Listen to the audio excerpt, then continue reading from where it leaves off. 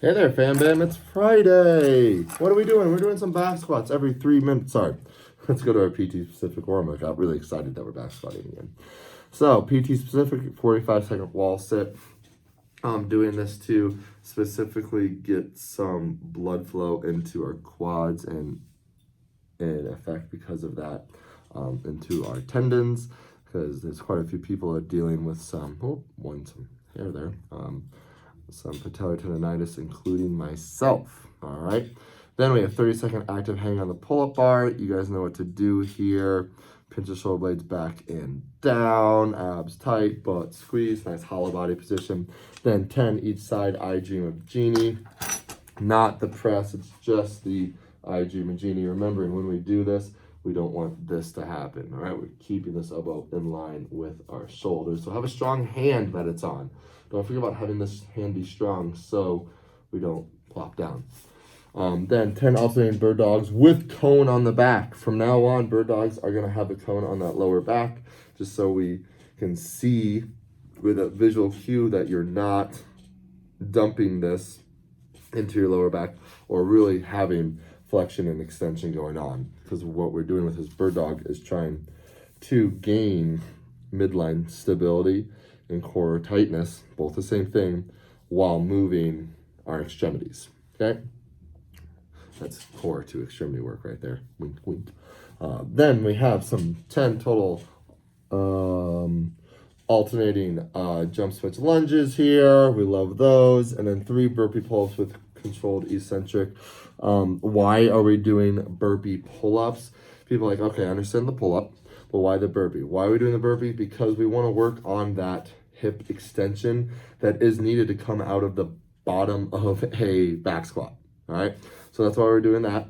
And then it's a bang for their buck. We jump up, we get to above that pull-up bar, and then we do that slow eccentric just to warm up those arms a little bit and those lats. Remember, we want it to be the height of a pull-up bar where when you jump, you really just have to kind of pull it like this. If you jump, you have to then suddenly do a strict pull-up all the way. That bar is too high. Then, all right, what we got going on? We're doing some back squats here every 3 minutes for 12 minutes, 10 back squats at 55 to 60% of 10 rep max. I got this from a dear friend of mine, not dear friend, so a friend of mine up north. This idea that, we're just gonna get our sea legs back here, just get under some back squats.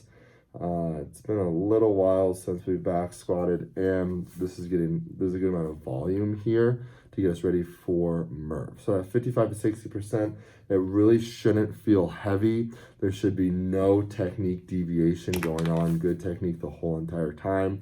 They might just burn from the volume that we have. Then our arms look great. So it's a 10-minute AMRAP here of 2, 4, 6, 8, 10, and so on. Front rack lunges, that's total steps, and strict pull-ups. So front rack lunge, the first round is 2 of them, so it's right leg, left leg, that's 2 of them, that's 1, 2. All right, then we do 2 strict pull-ups. Then it's 4, 1, 2, 3, 4. Okay, with this, your heart rate isn't going to get that high. Don't get me wrong, it's going to get high, but it's not going to be like Fran lung high or how high it got in 21.3. This is going to be a grind for sure, and that's what I want it to be.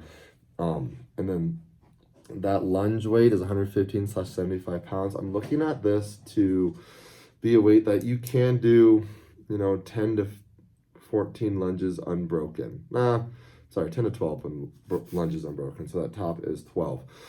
So it's a moderate to kind of lightweight, going more towards that moderate side.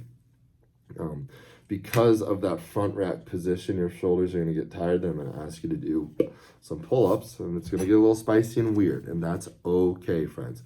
Must be a front rack. If for some reason, if you are someone that your mobility isn't great and you can't hold a good front rack with a barbell, but you can with kettlebells, let's have that scaling be a kettlebell, please. All right? Then we want all this to be strict movements here. So I do admit, if you're unable to do strict pull-ups, we're not going to do jumping pull-ups. We want to be strict. And I don't want us to go right to ring rows. I'd rather have it be a banded pull-up. Okay, and if you're like, I still can't do those, it's okay. Then we'll go to the ring rows. However, I do want to keep it a vertical pull in that way, right? hitting that 5-minute mark. That's what we got, friends. Love you a lot. Have a great weekend. Kick butt.